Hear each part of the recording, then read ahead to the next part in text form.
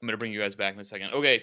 Hey, everyone. Dan Cohen, MintPress News. Apologies for the insane technical difficulties. Figured most of it out.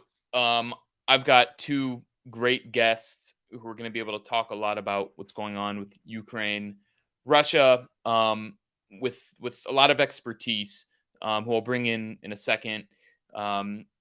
So first, who I've been trying to get this live stream happening for the last hour with is Dilyana Gaitancheva. We have her on Zoom. So basically, the problem is if you see when she's talking, you'll see her. But if I'm talking when that's on, you're going to see two of me. So I apologize to everyone who has to deal with that. So here we have Dilyana. See here, as I said, there's two of me. Go ahead, Dilyana. Say hello to the people.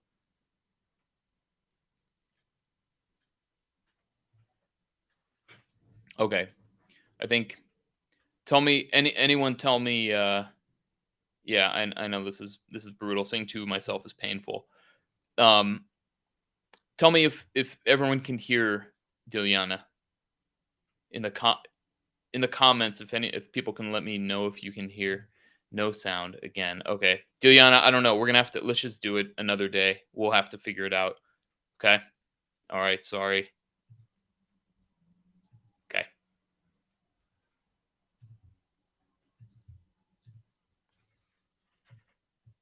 Okay. Really a bummer that's not working out with Dilyana. But we do have Scott Ritter, former UN weapons inspector, once again bringing him back. We had a great live stream last week that we had a really positive response to, and his decades of experience in the U.S. military and then in the UN. He's able to shed so much light on what exactly is happening here, and how we've gotten to this point of war between Russia and kind of unofficial NATO member Ukraine. So let's bring in none other than Scott Ritter. Once again, is back. Welcome, Scott. Thanks for having me. I had so much planned today for this discussion. I mean, Dilyana has basically done this incredible reporting, and maybe we can talk about it on a number of things. But most recently, for the past couple of years, she's been doing investigations on biolaboratories in Eurasia, primarily Eastern Europe.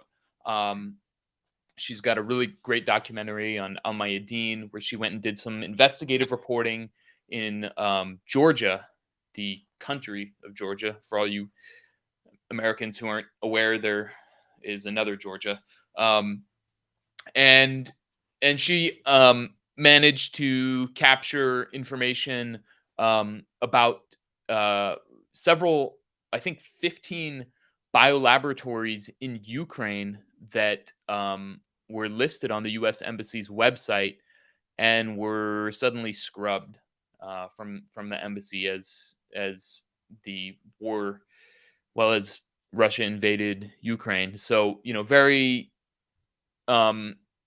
I don't know, raises obviously a lot of questions of why these documents would basically be disappeared. But I want to mostly save that for when we can overcome these technical difficulties and get Dilyana back in here. So I'm going to try to get that scheduled for Monday.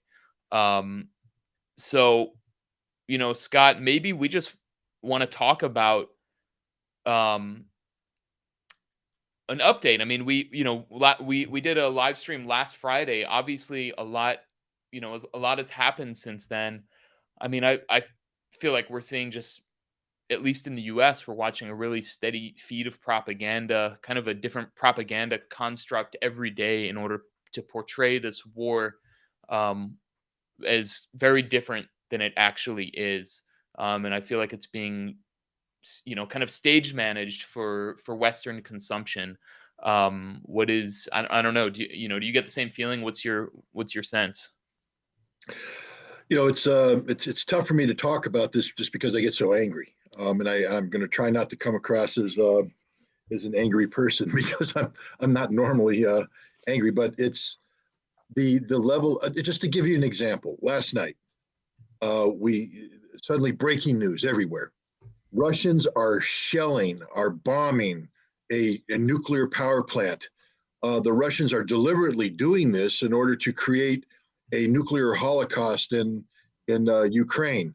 The Ukrainians screaming that this is going to be 6 times worse than Chernobyl. NATO must intervene now. Now NATO must come in. A no-fly zone now, and on and on and on. They put a videotape up that shows, an exchange of gunfire at the entrance of the plant. And then they show, what appears to be a fire in a building. And now the Russians have deliberately targeted us to create a fire, to create a nuclear holocaust, et cetera, et cetera, et cetera. And don't tell me that the media doesn't have an impact. The Biden administration scrambled a nuclear response team in response to this. The Russians are committing war crimes because they've attacked this nuclear power plant. First of all, it turned out that literally nothing that was reported was true. The only thing that was true is that Russia took control of the largest nuclear power plant in Europe. They seized control from a handful of Ukrainian defenders. We don't know what their affiliation is, who offered resistance, and that resistance was neutralized. Whether they were killed, captured, wounded, a combination of the two, we don't know. What we do know is that the Russians took control and immediately allowed 40 Ukrainian firefighters access to the building that was on fire. They put the fire out. The Ukrainian technicians are on the job, and there's nothing wrong with the power plant. There was no emergency. The Russians didn't attack the power plant. They didn't shell it. None of this occurred. People are saying, well, why in good God's name are the Russians going into a nuclear power plant in the first place? It's called an invasion, people. I mean, I don't know how to say this in any other terms. The power plant provides 25% of the power for Ukraine. Russia is not going to let the Ukrainian government have access to this. Russia has invaded Ukraine for the purpose of demilitarization, denazification, and taking control. Whether you agree with that or not is not the point. The point is, when nations carry out invasions of other nations, they tend to take control of strategic sites. And that's what Russia did. Also, people need to understand that Zelensky gave a speech in Munich a couple days before this special military operation took place, in which he threatened to withdraw from the nuclear non-proliferation treaty. And he said that maybe it's time that Ukraine pursue its own independent nuclear weapons program. Now, Russian intelligence, and I take this with a grain of salt because the timing of this seems to be suspect, but the head of the Russian intelligence services, they have evidence that Ukraine was actually moving in this direction. The quickest way for Ukraine to get a nuclear weapon is through this nuclear power plant. In addition to the 6 reactors, there's 6 spent fuel rod ponds where highly irradiated fuel rods that had previously been used to create power have been removed, and they're stored in these ponds. These can be ground up and turned into a radioactive weapon, a dirty bomb, so to speak. And believe me, you have some people in Ukraine of a certain ideology, we call Nazi, who are not above doing just this. So if I were a Russian worried about the potential of Nazi extremists coming up with a dirty bomb, I'd need to take control of this very facility. The other thing is these nuclear fuel rods, each one, they weigh hundreds of kilograms each. 10% of their weight is now in the form of plutonium.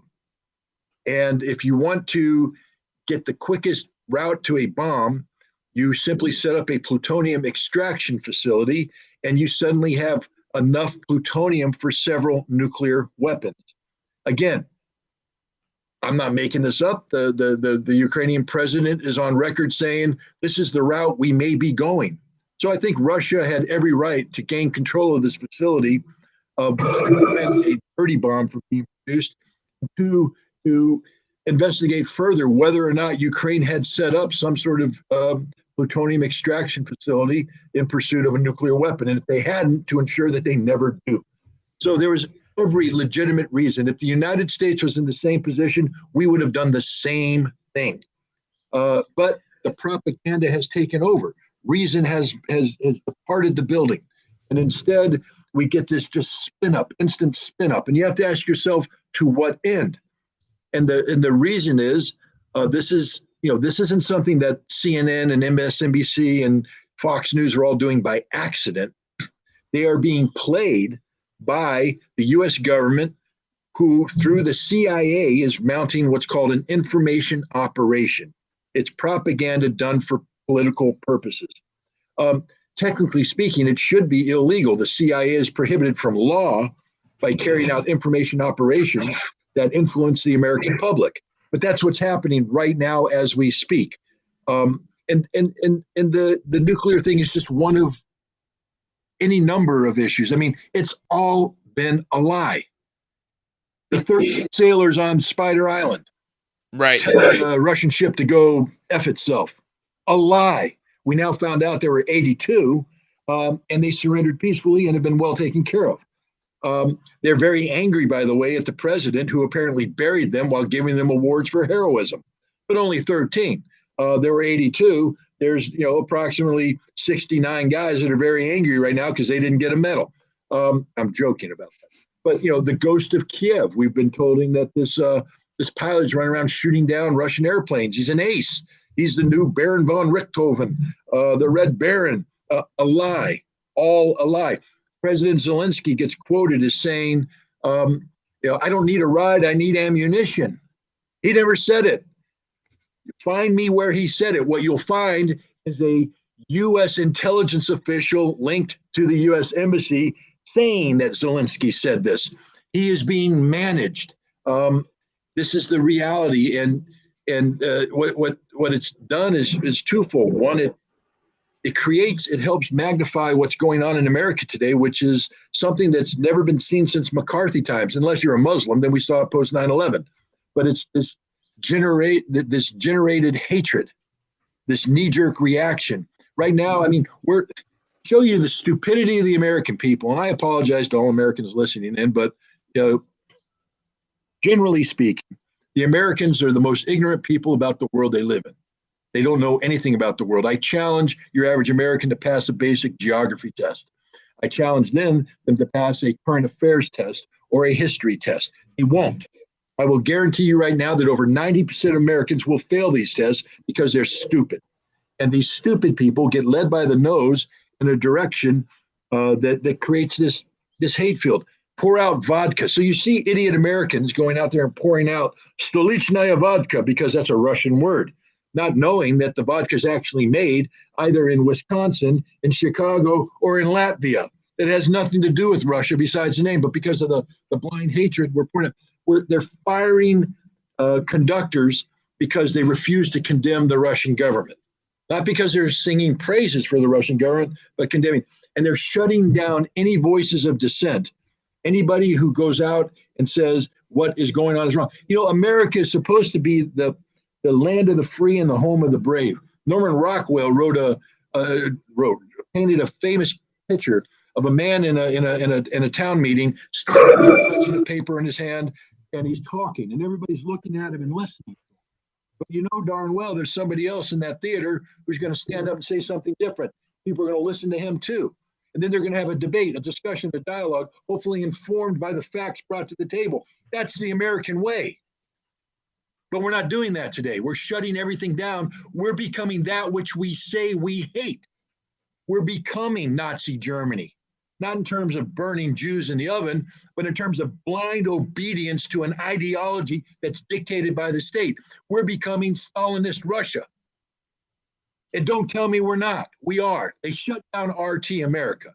I don't care. I don't have a vested economic interest in it, but I do care about informed debate and discussion. I would tell you, anybody who has the integrity to say they watched RT America will tell you that while the programming isn't perfect by any means, it was far more objective than anything you get on CNN, on NBC, CBS, ABC, MSNBC, the whole lot. And yet they shut it down and called it propaganda. I don't know what's happening to my country, but I'm deeply ashamed by it.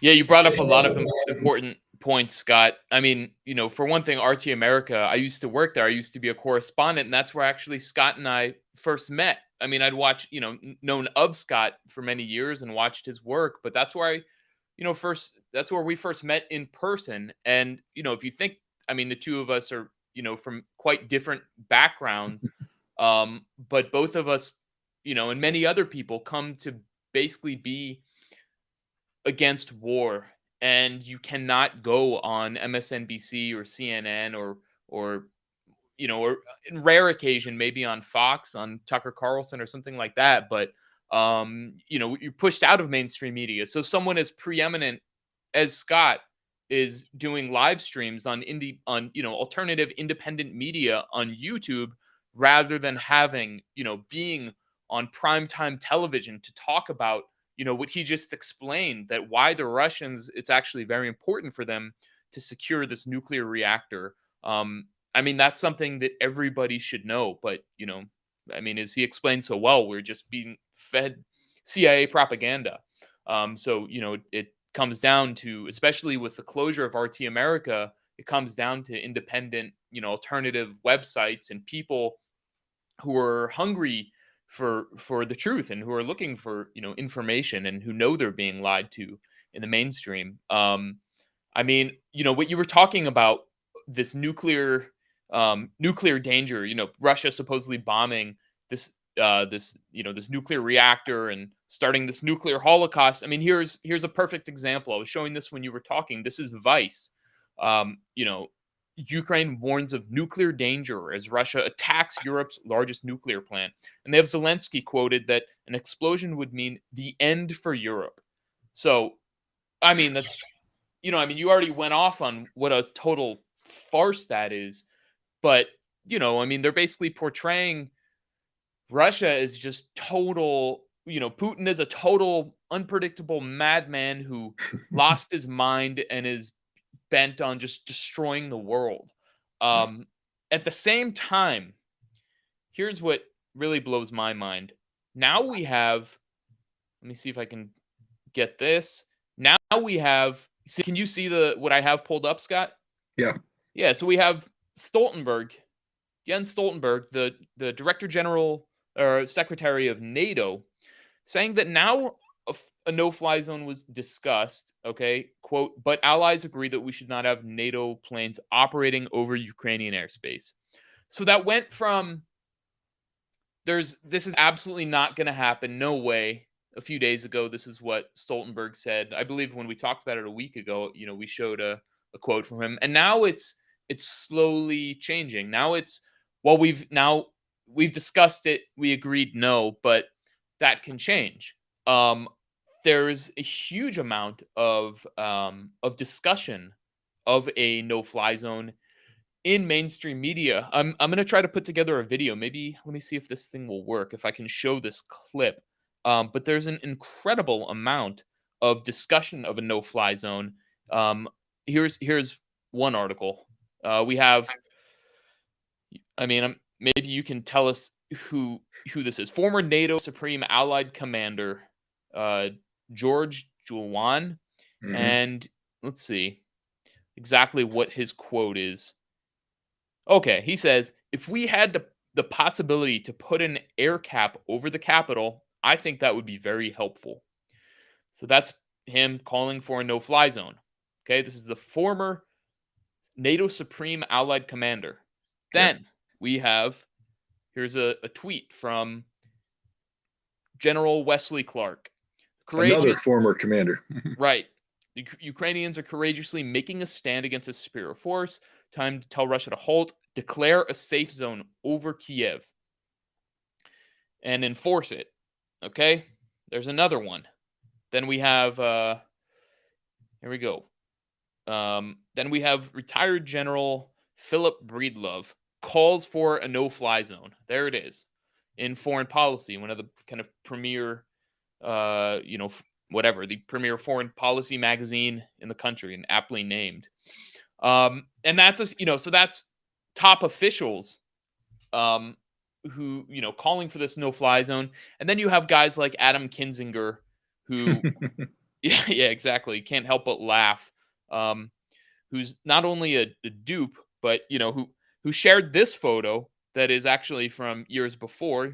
He shared this a few days ago. So I gotta assume he's actually not. He knows what he's doing, and it was intentional. I think down here somebody debunks it. Somewhere down here it gets debunked, but that, and then so you have him on CNN. He had a clip on CNN calling for a no-fly zone, and saying, the Russians, they're basically just saying they don't stand a chance against us. So there's an irony to me of these, this Vice article and these things of saying Zelensky saying this would be the end of Europe, basically lying through his teeth and saying this will be the end of Europe if the Russians take control of this nuclear power plant. And at the same time, calling for a no-fly zone, talking, more and more the talk of a no-fly zone is being normalized. And so kind of everyone knows it's crazy, but it's the conversation is sort of shifting. So, I mean, for anyone who doesn't know what a no-fly zone is, Scott, why don't you just, if you can just break down what does a no-fly zone mean? What is I mean, obviously the U.S. has used no-fly zones a few times in the past, but this is a completely different thing, using it in Russia or in Ukraine against Russia. And what are the dangers of a no-fly zone? Well, a no-fly zone is usually set up in relationship to a humanitarian issue where a defenseless civilian population is being destroyed by or attacked by a regime that makes extensive use of aircraft. No-fly zones were set up in Iraq, both in the north and originally to protect the Kurds, and then in the south, or maybe it's the other. No, yeah, then in the south later to protect the Shia by the United States with the coalition partners. And basically, they denied the Iraqi Air Force the ability to operate helicopters and fixed-wing aircraft in either location. In the north, we used the no-fly zone to shield the insertion of CIA elements who coordinated with the Kurds to create an anti-government regime. In the south, we were never able to get traction in terms of ground forces, but every time the Iraqis tried to fly airplanes into what is ostensibly their sovereign airspace, we engaged them and shot them down. These no-fly zones quickly transitioned into a vehicle of destabilization that went beyond the initial humanitarian aspect and became, part of an overall policy of weakening Saddam Hussein, hampering his ability to govern, creating areas of vulnerability where potential opposition forces could organize. And they were very successful in the north with the Kurds, less successful in the south with the Shia. That would lead to a policy of regime change. So whenever you hear somebody say no-fly zone, understand that that's just the initial entree into a larger policy of regime change. We've seen this wherever no-fly zones have been placed. Libya. The entire Libyan conflict in 2011 started on the premise of a no-fly zone that NATO sold to Russia, saying we're just doing it for humanitarian intervention. Then it turned into a full-scale aerial onslaught designed to remove Muammar Gaddafi from power. Serbia a no-fly zone turned into an actual aerial assault, 78 days for the sole purpose of getting rid of Slobodan Milosevic. And we can go on and on. There was talk about a no-fly zone being imposed in Syria in support of, ironically, Al-Qaeda. The problem with that no-fly zone is that Russia was operating in Syria, and this would have put the United States into force-on-force mode against Russia in Syria. And fortunately, wiser heads prevailed and said, we're not going to do that. And now they're talking about a no-fly zone in in Yugoslavia. Um, and this is In the Ukraine. I'm sorry, Ukraine. This is the central thematic of the Zelensky government. They've been asking for this since day one. And what makes it more dangerous is that NATO has actually organized itself under Article 4. I don't know if I explained this last time, the difference between Article 5 and Article 4, but you know, Article 4 is the vehicle in which NATO carries out these offensive regime change operations in Libya and Serbia. Um, you know, it's not Article 5, it's not collective self defense, it's Article 4, which is carrying out offensive operations in support of the national security interests of one or more NATO members. So NATO is already organized under Poland and the three Baltic states, Article 4 discussions about what's going on in Ukraine. And it is this framework in which talk about a no-fly zone is taking place. This is further complicated by Ukraine's pending membership application for the European Union. If the European Union allows Ukraine to enter, then Ukraine becomes an official ally of NATO, which means that suddenly Article 4 becomes very important because now there's an imperative to defend your ally against attack. We're going to see the pressure for no-fly zones to increase over time as this humanitarian disaster that's unfolding increases when refugees overwhelm the capacity of Poland, Romania, and Hungary to absorb them, as Europe suddenly understands that it isn't just 1 million, it's not 2 million, it's 5, 6, 7 million people coming across the border. There's going to be a demand for some sort of action, especially as Russia moves west. Russia can't denazify Ukraine by letting Lvov continue to exist as a hub of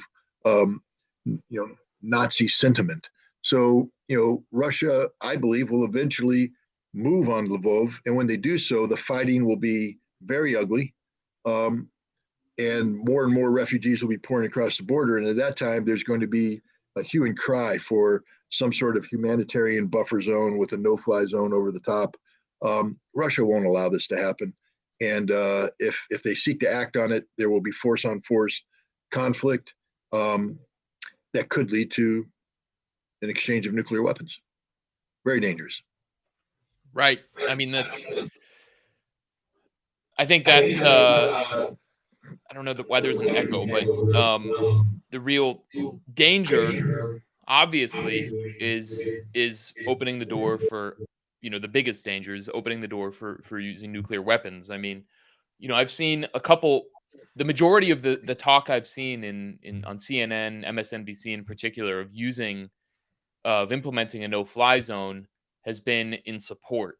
But there are a few people who are saying, well, actually, that would mean that's extremely dangerous because that means the U.S. is shooting down Russian warplanes. So or Russia shooting down American warplanes. Let's understand, Russia has a good air force. Right. Or, yeah, exactly. Vice versa. And so then that opens the door for escalation. And these are the two countries with the most nuclear weapons in the world. And so, to this point, we've had this doctrine of mutually assured destruction throughout the Cold War and the new Cold War. And so if that goes away, then it seems like it becomes the doctrine of mutually assured destruction. Which I guess basically, Ukraine. I mean, what is that? There's what they call tactical nuclear weapons. What is that? I mean, when we talk about modern nuclear war, if there is such a thing, and the way nuclear weapons are designed today, if there were to be some kind of conflict using nuclear weapons, what does that actually mean? Does that mean entire cities turned into mushroom clouds, like Hiroshima and Nagasaki? What do nuclear weapons mean today, Scott, in war? Well, we have to understand that nuclear weapons have been a continuum since they were created.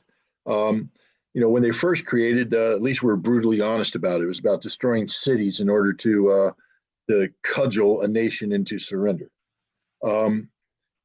Then we we started viewing them as weapons that could be used on the battlefield, especially to offset the Soviet perceived Soviet advantage in manpower. If the Soviets sought to rush Europe with its army, that we could drop some of these atomic bombs. But these bombs are very big, and the NATO allies were like, "Well, wait a minute, you're dropping them on our soil," and so yeah, you might stop the Russian military for a little while, but we can't ever go back there.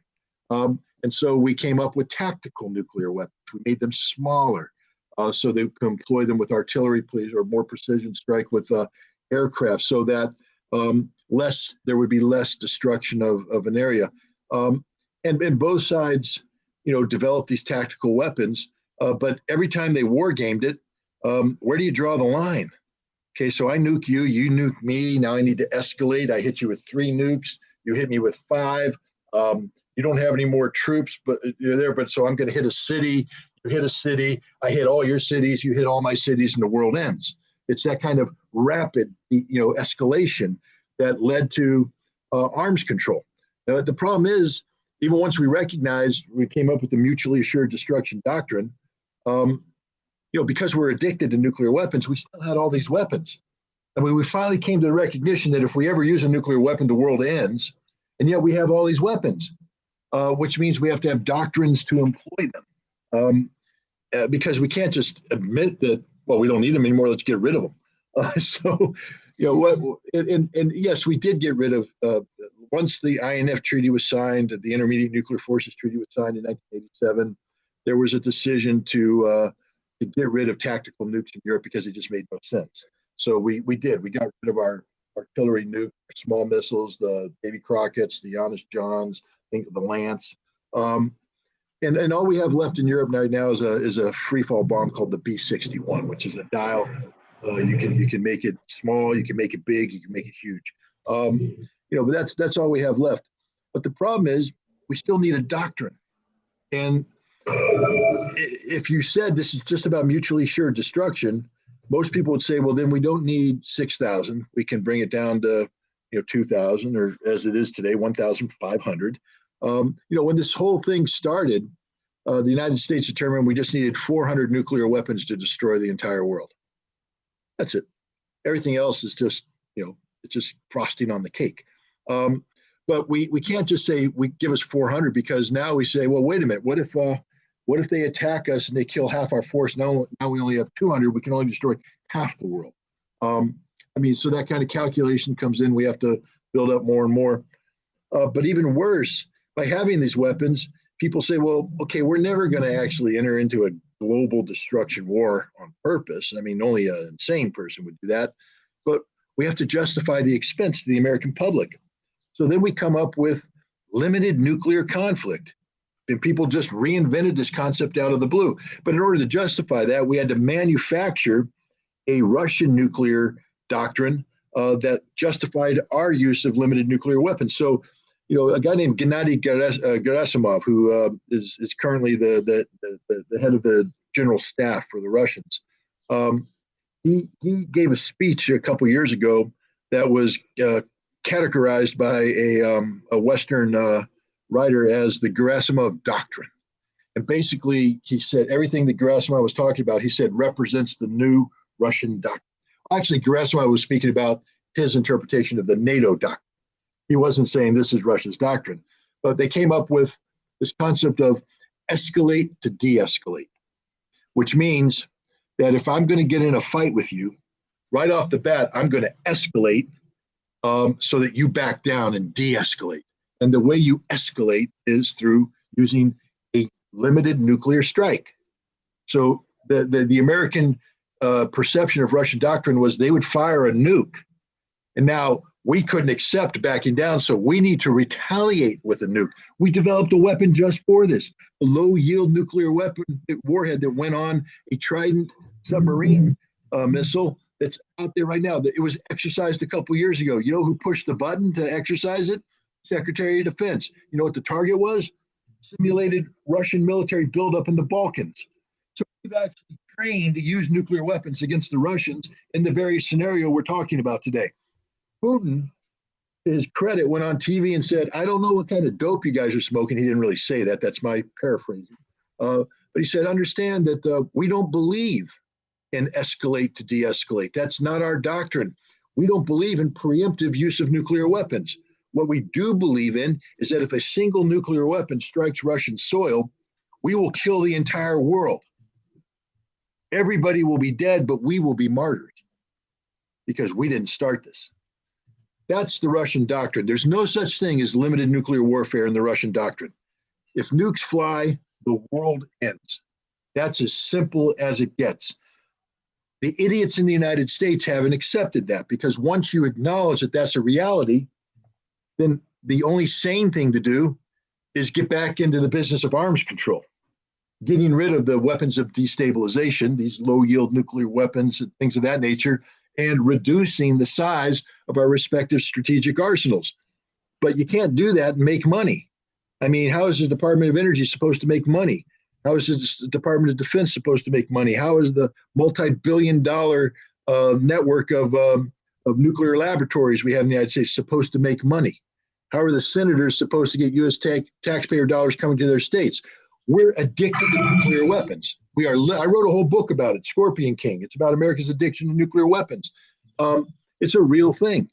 And this addiction could very well be the suicide pill for the world. Because we're unwilling, unable to disarm ourselves of nuclear weapons, we will eventually use them. And who are we going to use them against? Russia? Then that's global annihilation. China? We don't know what China's going to do, but they are building more and more nuclear weapons, so that's probably global annihilation as well. It's just insane. Well, that's a pretty sobering explanation. So there is no limited, tactical nuclear war. It's just nuclear war. It is still mutually assured destruction. That's I mean, that's what, I don't know what else you can say about that's, I really hope that this is just posturing coming from these, former NATO commanders and think tankers and and journalists. You get the sense that it's posturing, even as I won't use his name because we used to be friends. But there's a former CIA guy that goes on TV and speaks a lot. There's like 3 dozen of them. So so I'm covering his tracks right now. Right, exactly. But when he used to first speak out, I thought he was a voice of sanity and rationality and all that. But his contract with a certain network broadcaster gives him a certain amount of money per appearance. And myself and another person confronted him and said, what the hell are you, excuse my language, what the heck are you doing on TV, man? That's just garbage, and it's garbage. You're spewing garbage. And he said, I gotta pay the bills. He said, if I went on TV and and said what I want to say, they'd never invite me back on. So when they bring me on, I have to play the game. I have to buy into the narrative and support the narrative and expand the narrative. And the more I can do that convincingly, the more they have me on. And if I can get on TV 5 times a day, I got a couple $1,000 in my pocket per day. That's what's going on here. These guys have zero credibility when it comes to speaking the truth. And I'll tell you why. When they had actually had 4 stars, they'd be whispering in the president's ear right now, don't do this. It's insanity. Because that's what General Miley's doing right now. That's what all the chairmen and Joint Chiefs of Staff are saying is a no-fly zone means the end of the world. Do not even consider doing this. All right? But as soon as the stars come off and you become a talking head, your words, just remember this, they command nothing. They're the most pathetic people on the planet. Former 4-star generals who command nothing, yet act as if they do. Little armchair warriors that get up on a map and draw big arrows about how they're going to fight the battle that they're never going to fight because they don't count anymore. They're gone. They're finished. They're has-beens.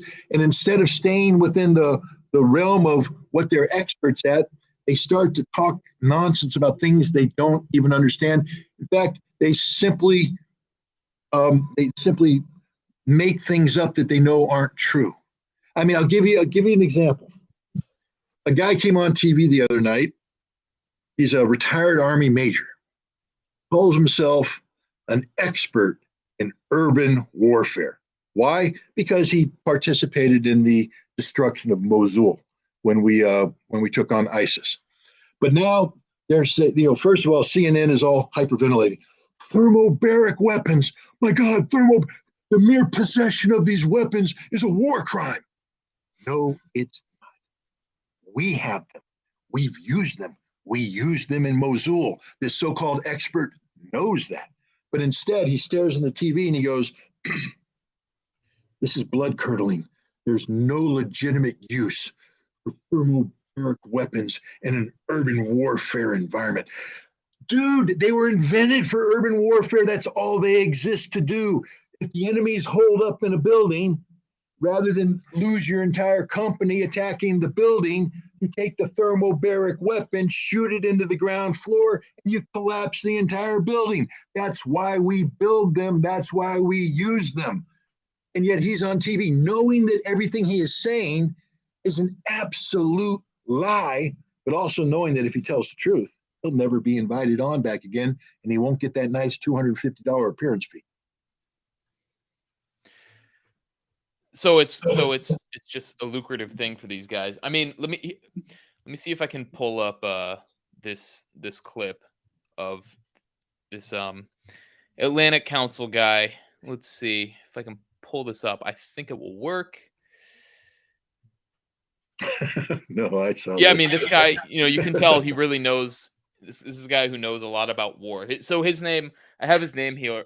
I'm going to butcher the pronunciation. He's an Atlantic Council non-resident senior fellow, Michael Bochurq. I'm going to totally, sorry, butchered his, I'm not really sorry, but here he is on CNN. Let's see if this will work. Mm-hmm.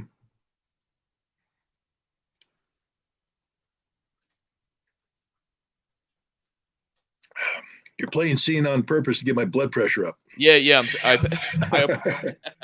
apologize. Let's see. Come on. That would mean the West going against a nuclear power in the skies above Ukraine. Politically, I sadly, I don't see that happening. I want to ask. Sadly, I don't see that happening. That would mean, I mean, he just, Yeah. I wish I could play, like, let's see that again. I mean, that's just for effect. Let's see if we can get it to play again. All right, I don't know. The Wayback Machine. This is from the Wayback Machine. It's a little. It doesn't. We get your point. The fact is, you have these civilians. I mean, the people that are most to blame are these broadcast talking heads. I mean, they act as if. Go ahead. You're playing it. I think it'll work. Let's see. Yeah. That would mean the West going against a nuclear power in the skies above Ukraine. Politically, I sadly, I don't see that happening. He's sad. He's sad that the U.S. is not going to go against nuclear power in the skies of Ukraine. He's actually physically, he's emotionally distraught that that's not going to happen. No, and remember, he's a former spokesperson for the OSCE, the Organization of Security in Europe, who's supposed to be about peace. And he's sad that United States aircraft aren't going to be tangling with Russian aircraft over the skies in Ukraine. And again, I'm not going to be mean. I'm just going to say that the knot on his scarf shows he's never flown an airplane in anger or fired a shot in anger or done anything in anger.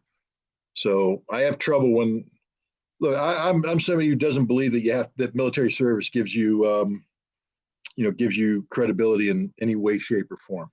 It's not a requirement for anything, especially political service. You don't have to have served in the military to be a politician in America. That's why we have civilian control of the military. I'm a big fan of that. However, when there's a difference between policy making and technical expertise. And if I want to talk about what it's like to remove a piece of rubber from my dog's stomach because he ate something, I want to talk to a vet. who's actually removed a piece of rubber from a dog's stomach. I don't want to talk to the grocer who doesn't know anything about it. So if I want to talk about, air-to-air combat or no-fly zone and I don't want to talk to an OSCE spokesperson. I want to talk to somebody who has actually been involved in no-fly. I'd like to talk to, for instance, the American commander in Central Command who was responsible for deconfliction with Russian aircraft over Syria to ensure that we never got into a force-on-force engagement. A guy who actually did it, whose hands are dirty in that regard. But these talking heads are so desperate right now. The way, you know this. You know how broadcast journalism works, how these producers are desperately going through. They don't have Rolodexes anymore, so I guess they use their phones, but they're we need an expert, we need an expert. They're calling, can I get you on, they're not picking the right person. They just want a head that's going to come on, and then they're going to spoon feed them the questions in advance so that the person has a chance to come up with the answer. And trust me, because I've been the guy on the receiving end. Hey, Scott, you want to talk about this? Not really. Or if I do, this is what I'm going to say. Oh, that's not convenient to the narrative. You're not coming on the show. No, all these people want the money.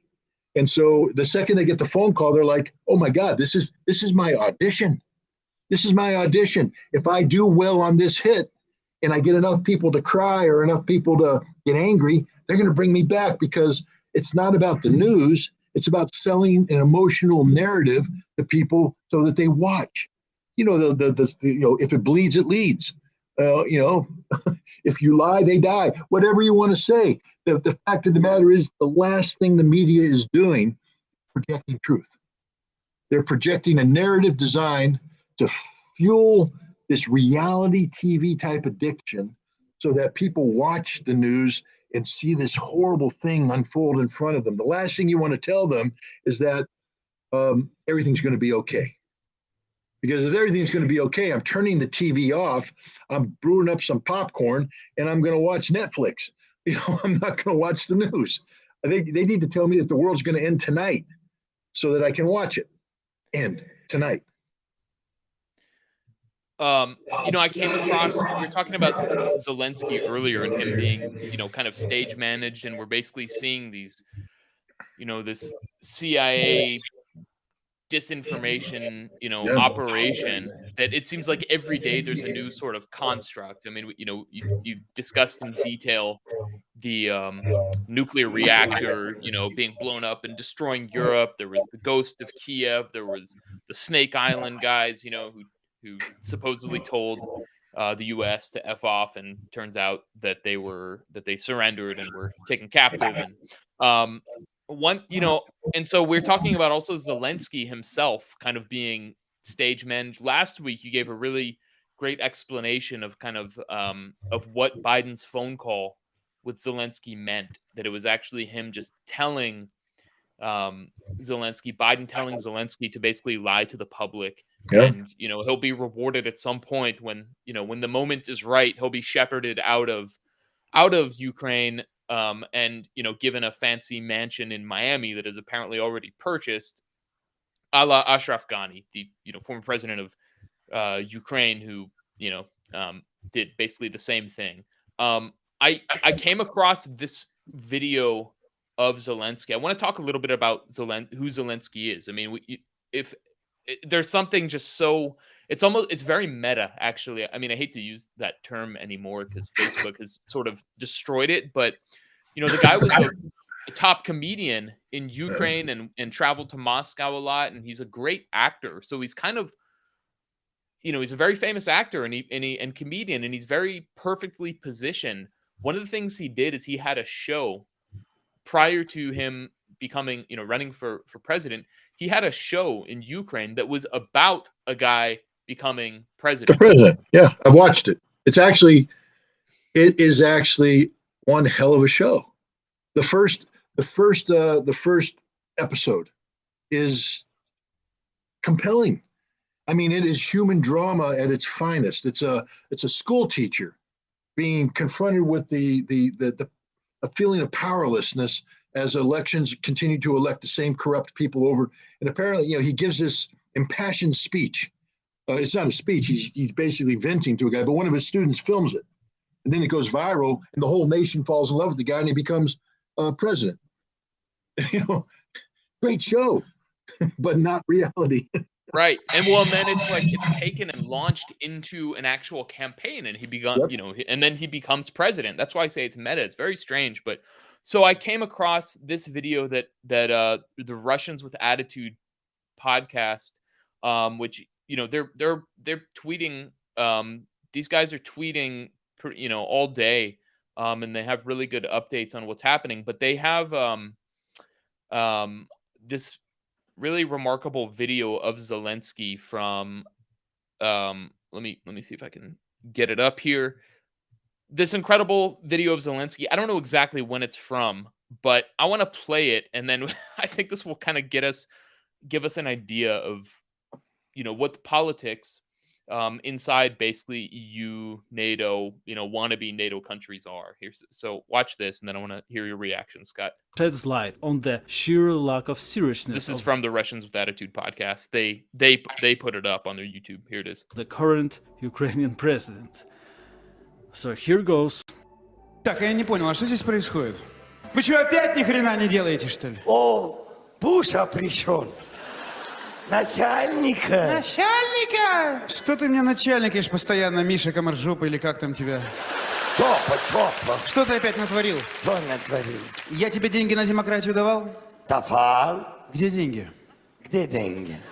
So let me just interrupt so everyone understands. That is Zelensky right there. He is he's playing what he's playing Что ты опять натворил? Georgian president. Yeah, Georgian president, and then the other guy is the Ukrainian president. Я тебе деньги на демократию давал? Давал. Где деньги? Где деньги? Я говорю, ты демократию купил? Купил. Где демократия? Где демократия? Нет демократии! Нет демократии. Нет. А зачем деньги давал? Слушай, ты придурок. Нет, ты придурок. Ясно с тобой. О, чё стоим молчим, люби друзі? Зачем на Майдане парад проводил? Сосед пугал. Ну и как, напугал? А нет, он не смотрел. Я же вам говорил, Путин вам не указ. Указ. Хорошо, что с кораблями? Я сказал, не пущу. И все. Ну, сказал, и что? Ну, сказал, и все. Ты зачем полез в Осетию? А? Зачем, спрашиваю, затеял весь этот передел? Передел. Я тебя спрашиваю, зачем? Ты пугал, я передел. Короче, давай по порядку, рассказывай, как там у тебя все было. Путин война начинает. Так. Я с ружьем бежать, самолет летит, бомба падает, я какать. Нет, я какать скачу. Подожди.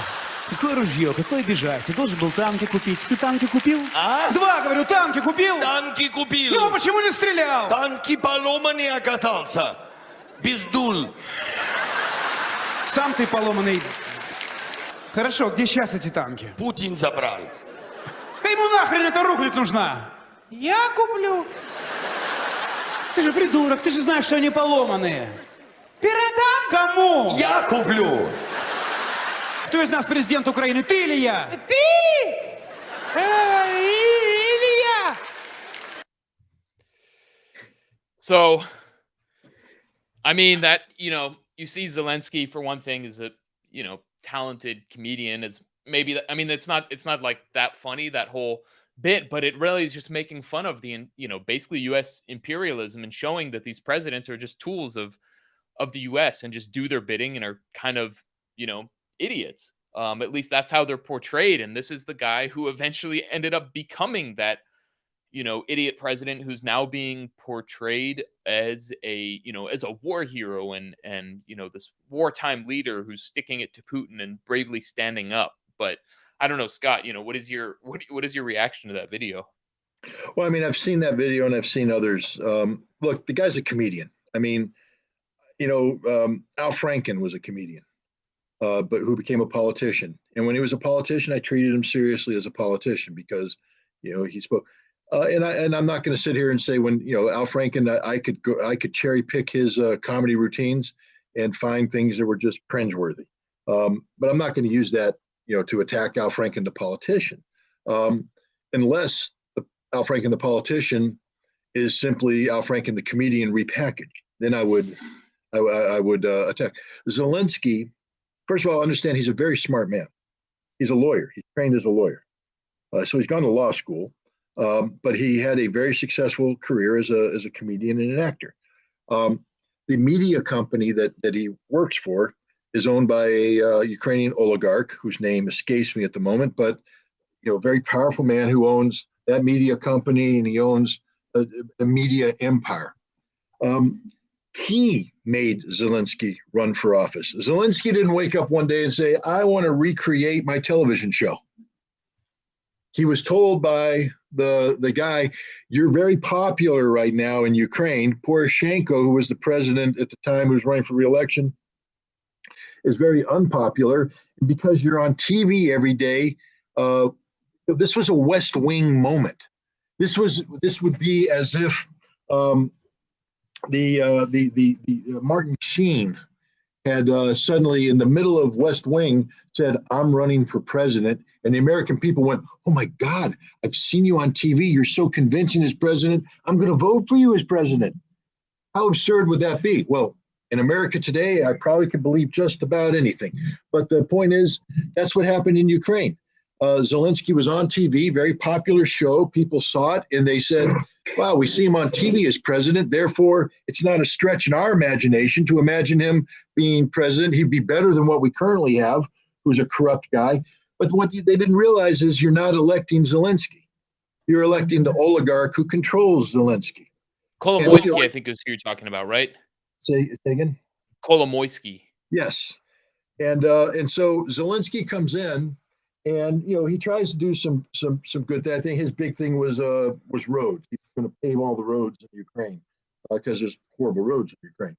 But when he tried to do other things like take on corruption, he suddenly found himself fighting the oligarchs who run everything. And so he's now in a conflict with the oligarchs. He passes a law that outlaws the oligarchs, but now he's at war, and his popularity is plummeting. He panics. He fires his cabinet, and he brings in insiders, the people who were managing him when he was an actor. And I don't want to spread too many rumors. I'll just say that there's when he was debating Poroshenko made a big splash by saying, I need you to take a drug test before this debate because you're a cocaine addict.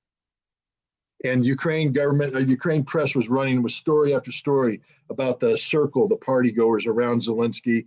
One of the jokes was, they were so good they could tell you if the cocaine came from Colombia or Peru. Their nose was that sense. Again, who knows? But there's enough of these stories out there, and the U.S. government treated them serious enough that where there's smoke, there's fire.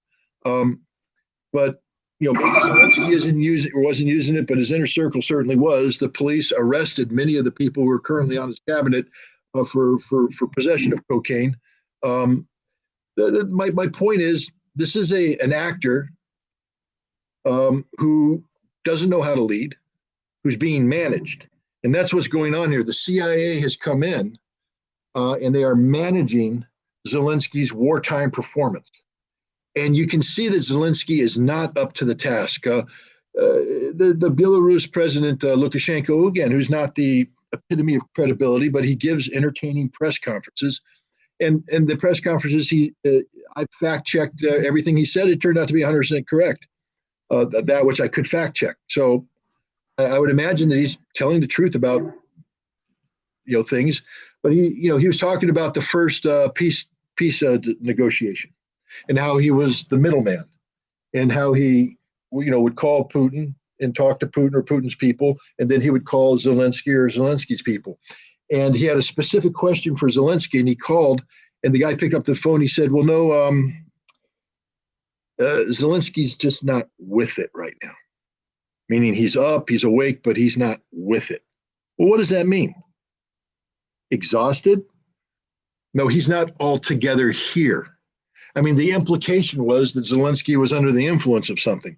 and it would need a while to get back up. And we've seen him deteriorate before our very eyes. Did you see his last press conference? I mean, he did one with CNN where he was just hyped up. He was hyped up. And even CNN was like, whoa, what do we got going here? And so afterwards they said, well, he's under a tremendous amount of stress. So we can't blame him for acting as if he snorted 15 lines of cocaine before he came on this.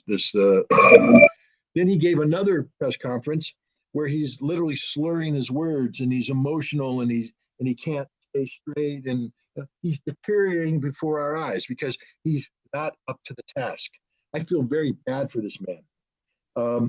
He thought he was going to do good for his country. I believe his intentions were honorable when he became president, but it quickly became apparent that he was not up to the task. And now he got his country involved in a war that he now knows nobody's coming to his assistance. And he will be judged by history as the man who destroyed Ukraine. I know there's all the media out there blaming everything on Putin. When the final book is written about this conflict, Zelensky will be the man who destroyed Ukraine. This is all his fault. He could have stopped this war at any time, and he refused to stand up to the United States and just say no.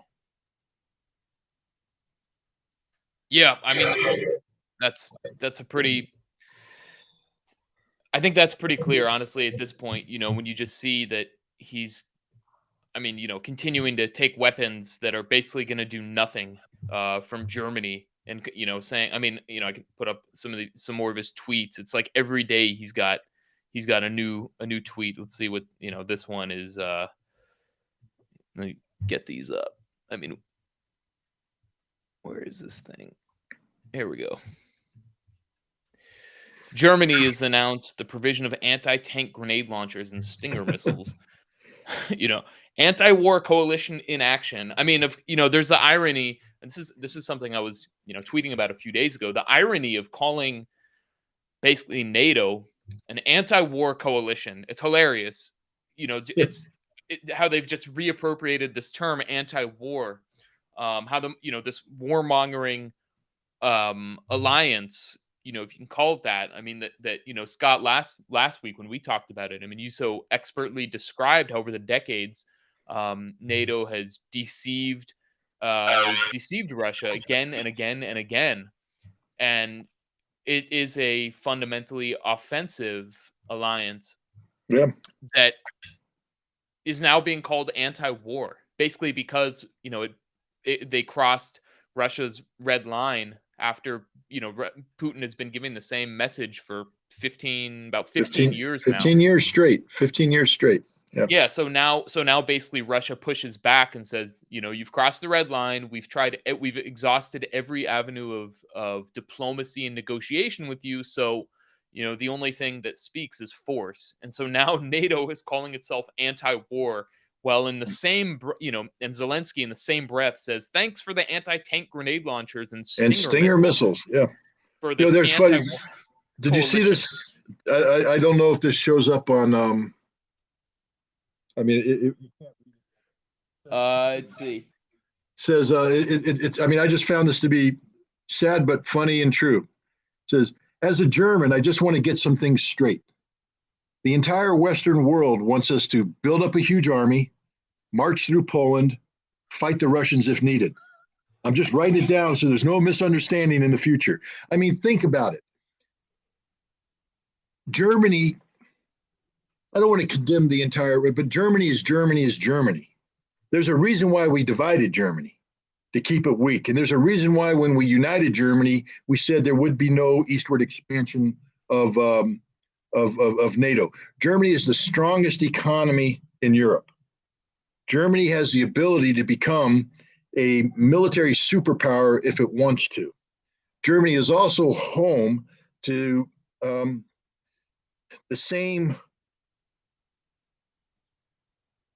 building blocks of National Socialist ideology that only need a cause to resurrect it. And people say, well, no, Nazi ideology would never exist again in Europe. It lives in Ukraine. It It was bred into Ukraine by the Germans. Okay. It's not as though the Ukrainians woke up one day and said, we're going to say Sieg Heil. Sieg Heil is German. It was the German occupation, this German support for Stepan Bandera. The fact that when Germany entered Western Ukraine, they were greeted by crowds of people throwing flowers. It was only when the Germans made it into Eastern Ukraine that people started opposing them. But the Western Ukrainians are Aryans at their heart, and they bought into the Aryan ideology. They became Nazis. They were never denazified. At least Germany went through a denazification period. I was on a radio show the other day, and the female host said something that I just thought was so sadly funny, but so true. She said, you want to know what the most uncomfortable conversation there is in Ukraine? When the grandkids sit down with their grandpa and say, hey, grandpa, what were you doing between 1919 and 1945? Because the answer is I was killing Jews. That's the answer, because that's what they were doing. And not just one of them, all of them. There's books written about how you can take police officers from towns who are supposed to be law-abiding citizens, the heart of the community, bring them together, and suddenly they find themselves in a field confronting a bunch of naked women and children in order to shoot them, and they shoot them. These are supposed to be the good guys, but when you bring them together and you infuse them with a hate-filled ideology, they murder people. Who do you think murdered the 30,000 Jews at Babi Yar? It wasn't the Germans. They commanded it. The trigger pullers were the Ukrainian auxiliary police, the grandpas of the grandkids that are there today. This is a hate-filled ideology that exists in Central Europe. It exists in Hungary. You can find it in Romania. You can find it in Czech Republic, and you can find it in Germany. The last thing we want to do is give the Germans any excuse to become militarized, because the second we do that, the swastikas are coming out. The goose stepping is going to begin again. You scratch a German, you get a Nazi. I hate to say that, but the Germans know it's true. That's why they've outlawed the ideology. I mean, I lived in Germany for many years. I love the German people. But I remember having in the 1970s, which was only 30 years removed from the war, we had a gardener, a female gardener named Gertrude. And she was in her 60s, which means she was in her 30s, in her 20s and 30s during the Hitler period. And at the time, they showed a program called Holocaust. It was a TV series that they showed on TV. And it was the first time that the Germans had been exposed since the war about the truth about what happened. And the kids my age, I was in high school at the time, the kids my age, afterwards they had panels of psychologists with phone call-in lines, and kids were calling in, screaming, I hate my parents. I hate them. How could they do this? How could a German do this? How could this happen? And they were trying to say, well, it wasn't their fault. Not everybody was bad. No, bottom line is wrong. But we would drive Gertrude back to her village. We'd pick her up, drive her back when the weather was bad. Otherwise, she'd walk, sturdy lady. And she, on the way back, she said, I don't know why they're showing this program on TV. The Jews just will never learn. They will never leave us alone. And I'm like, you didn't learn a damn thing, did you? And the point is, they didn't. They didn't learn a damn thing. And I'm just nervous that this willing embrace by NATO of this neo-Nazi ideology in Western Ukraine, giving it hero status, glorified status, at the same time we're encouraging the Germans to spend $100 billion to rebuild their military, focusing it eastward through Poland into Russia. I mean, you don't have to be a rocket scientist to understand this is a bad idea. Right. It's, like history doesn't exactly repeat itself, but I don't know. Someone said this: history doesn't repeat itself, but it rhymes. And it's, I want to read this comment that I got from a friend, a Ukrainian friend who, she has to remain anonymous for professional reasons, but it was so insightful to, just describing this kind of this phenomenon of what you're talking about. So she says, Imagine Stalin's USSR somehow attacking Germany in 36, 37. All the same lines of reasoning. As what's happening today is what she means. USSR says they're fighting Nazis and preventing genocide. The collective West says that Hitler was democratically elected. There are no Nazis in Germany goose-stepping in brown shirts, and any rumors of Jews and other minorities being gradually discriminated more and more are just Russian propaganda. I think what she's comparing to today is the war against ethnic Russians in the Donbass that is completely omitted from Western media, and that's all Russian propaganda or downplayed. Exactly, and same with basically Nazis since 2014, since the Euromaidan, basically running the show and interfering in politics and strong arming. They took over the military. Exactly. She says, I don't know, but I think that this confrontation is preventing us from seeing the return of fascism more deeply entrenched in society with each year. Yes, the whitewashing of Nazis is continuing to speak. All of the masses of people breathlessly consuming the rosy picture of brave defenders of Ukraine created by media. They're groomed to accept as a necessary evil good Nazis versus bad Nazis. The taboo is lifted, just like the German chancellor who said that Germany is now relieved of its multi-generational sense of guilt, which translates to relax. They're also good Nazis. So, I think there's a sense. I got the sense when I was in Germany some years ago and talking to German friends that there is this like sense of guilt, but now that can be, relieved as my friend in that message pointed out and redirected as, oh, now we are doing good because we're defending Ukraine, defending democracy against that evil Putin. And so it's like the switch has been flipped. Look, when I lived in Germany, I lived in a small little village outside of Kaiserslautern. Kaiserslautern was the biggest concentration of Americans outside the United States. 75,000 Americans lived in the greater Kaiserslautern area. And I lived in a little village, Charlottenbach, beautiful village, scenic, all this. And I tried my best to make friends with the local Germans because we were living in the economy. I didn't speak any German, but I found a kid who spoke a little bit of English. We played some basketball, and he invited me to his house. There's a nice little German house in the middle of the nice little German village, and we come in. And he's got a beautiful German mom, and they're all living nice and happy. Remember, and they got their grandparents living with them. Their grandparents were in their 60s, which means they were in their 20s and 30s during the Hitler period. And we're all sitting there upstairs, and the parents disappear for a while. So the kid takes me down to the basement. Now, I've been in the military long enough. I'm guilty of the same thing. You go down my basement, you're going to find the I Love Me wall. Full of all the photographs of me doing really heroic things like posing, and all my medals and all my awards and all this stuff is around there. So I can surround myself with my glory. Well, the Germans had the same thing. And I went down into the I Love Me room of his grandfather. And the dude was a hero during the war. He had their Iron Crosses everywhere, photographs of him in Germany, in Russia. Nazi flags on the wall that aren't supposed to be there, Nazi symbology on the wall, pictures of him with senior Nazi officials. And the father came home, not the grandfather, but the father came home, saw us down there, and ordered us upstairs, kicked me out of the house, never to be invited in again, because I had seen the truth. And the truth is, while the Germans may pretend to be guilty or have guilt complex, they don't. They are very proud of what happened in World War II. They're very proud of the service that their men provided. And they will gloss over the ugly reality of it. I mean, look, if it was purely just fighting in combat, yeah, I understand what it's like to be proud of military service. And so if they were just purely warriors fighting in a losing cause, okay. But you weren't.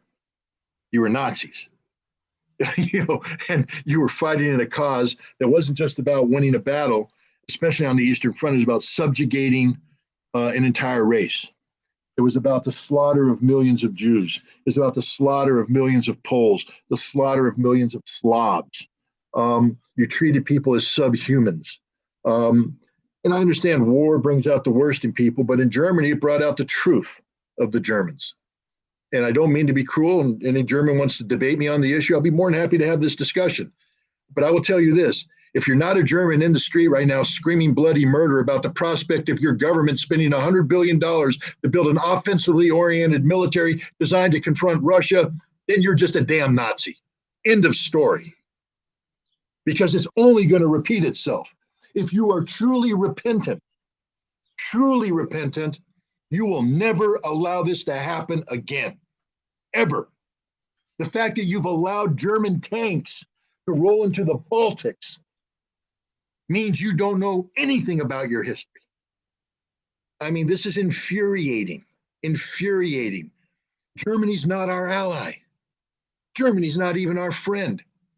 We kicked their butts, so they had to be subservient for a while. But when the time comes, they will unplug and they will become Germany again. And Germany is a racially pure society that believes in the domination and the historical right of the German people to dominate Europe. And here we is having Europe roll the red carpet up to the throne, telling Germany, we want you to spend $100 billion to build an offensive military. Did we not learn anything? And apparently the answer is no.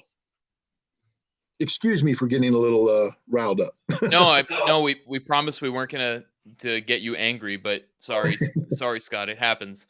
I'm trying to be happy. By the way, anyone who wants to, if you want to use a super chat function, we'll be sure to answer questions. We appreciate it a lot.